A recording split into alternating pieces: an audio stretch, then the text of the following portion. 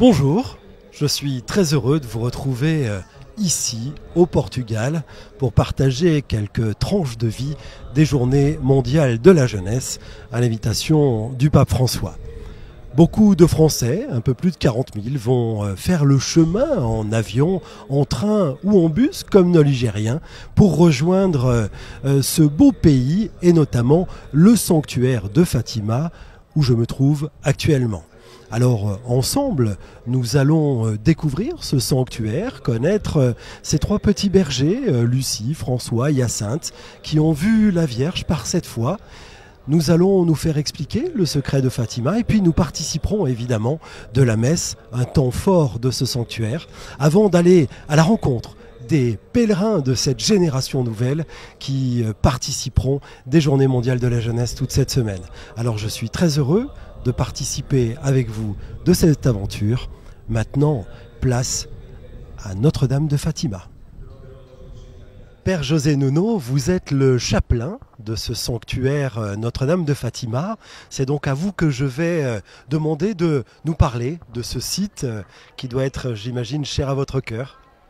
Oui, Fatima, c'est cher à mon cœur, mais plus important que ça, Fatima, c'est un lieu cher au cœur des multitudes. Il y a plus d'un siècle déjà.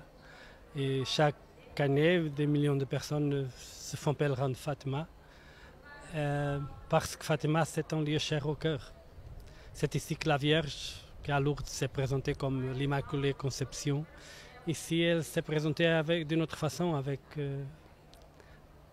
Elle a retourné sur la question de l'Immaculée, mais elle s'est présentée dans l'icône spirituelle et éthique de son cœur immaculé.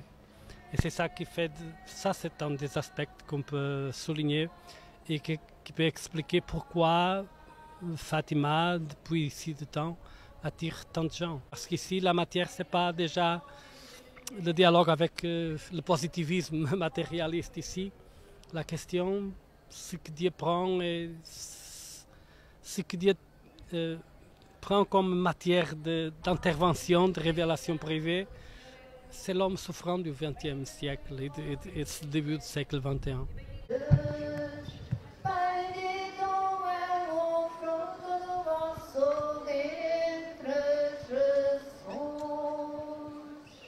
Alors en effet, on est parti hier matin en car, on est arrivé directement à Fatima pour lancer notre pèlerinage et c'est une manière pour nous, je pense, je sais pas ce que vous en pensez, mais de se mettre sous le regard de la Vierge Marie, de recentrer un peu notre vie sur l'essentiel et avant de retrouver l'immense foule auprès du pape, peut-être de réfléchir aussi à ce qu'on recherche pendant ces JMJ, à ce qu'on en attend et pour repartir les batteries pleines la JMJ pour rencontrer des jeunes catholiques ou non d'ailleurs du monde entier, pour renforcer notre foi, partager des beaux moments de cohésion avec tout le monde.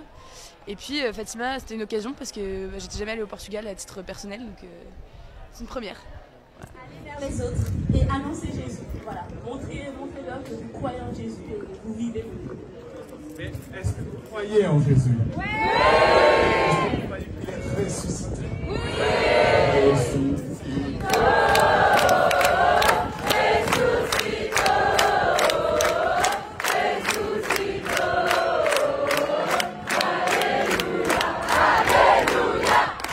Vous aviez presque un accent évangéliste avec ce Ressuscito.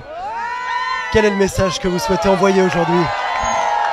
Alors vous l'avez dit, l'accent évangéliste, c'est-à-dire annoncer l'évangile. Et l'évangile, c'est la bonne nouvelle, le Christ est ressuscité. Et si c'est pas nous les jeunes qui annonçons ça aujourd'hui, qui va l'annoncer?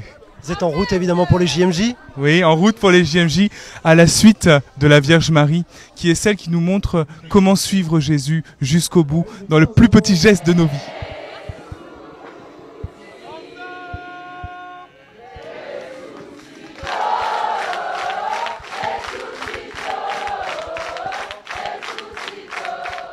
Qu'est-ce que vous attendez de cette rencontre avec le pape François? Déjà recevoir son enseignement parce qu'il a toujours beaucoup de choses à dire aux jeunes et aussi simplement se retrouver avec plein de jeunes catholiques pour se dire que oui, on est bien une église universelle, on vient de tous les pays du monde se retrouver à des millions de jeunes pour partager notre foi. Ah ben c'est un sentiment complètement de joie, d'abord pour la rencontre avec tous ces jeunes. Ce qui m'a marqué d'abord, c'est la communion spirituelle avec, au moment de la prière de consécration, où tous les jeunes, toute l'assemblée se met à genoux. Voir 1200 personnes se mettre à genoux devant le Christ, ça a été une première rencontre internationale. Pour moi, ce sont mes premières GMJ, que je vis pareil avec beaucoup de joie, avec des jeunes qui sont impliqués, qui veulent vraiment faire une rencontre personnelle avec Dieu. Ils posent des questions, ils sont intéressés. La preuve, nous avons des jeunes qui veulent déjà se mettre dans un cheminement de pèlerinage, dans ce mouvement intérieur avec Dieu. Donc c'est vraiment très sympathique de vivre ça avec eux. Est-ce que d'une certaine manière, répondre à l'appel du pape François, c'est renouveler sa promesse ? Dans la promesse, il y a la demande de servir l'Église. Et nous, on s'est engagé comme volontaires au GMJ, donc on va servir les GMJ. Donc oui, c'est bien sûr, de toute façon, il y a tous les jours une raison de renouveler sa promesse. Et être volontaire au GMJ en fait partie. Se mettre en chemin pour Dieu, c'est un petit peu aussi la genèse des scouts routiers. Qu'est-ce que vous retenez de cette promesse qui a été faite aux trois petits bergers que sont Lucie, François et Hyacinthe ? Tout d'abord, c'est la promesse de prier. Aux routiers, on prie beaucoup, tous les jours, c'est un peu notre base. Donc la Vierge Marie leur a demandé de faire un chapelet. Tous les jours, quand on marche, on fait un chapelet avec nos équipes. Donc on retrouve cette promesse faite des enfants envers la Vierge, de prier le chapelet et même de nous prosterner devant Dieu. On prie beaucoup avec le clan et c'est quelque chose qui est la base de notre mouvement. Mon père, vous êtes de la génération Jean-Paul II. Comment ici ne pas penser beaucoup à lui et comment, alors qu'il a été celui qui a organisé, prévu, mis en place ces JMJ, quelle place il a aujourd'hui dans votre réflexion alors que vous avez accompagné ces jeunes sur cette marche ? Pour moi, Jean-Paul II, c'est le pape de mon enfance et puis c'est le pape de mon sacerdoce. Donc quand je viens ici, je revois les images de lui à Fatima, je réentends sa parole et j'entends surtout n'ayez pas peur. Voilà, n'ayez pas peur, ouvrez vos cœurs au Rédempteur, ouvrez vos vies au Rédempteur. J'entends cette espèce de parole très forte qui m'a transpercé et qui a fait que j'ai répondu oui à l'appel du Christ.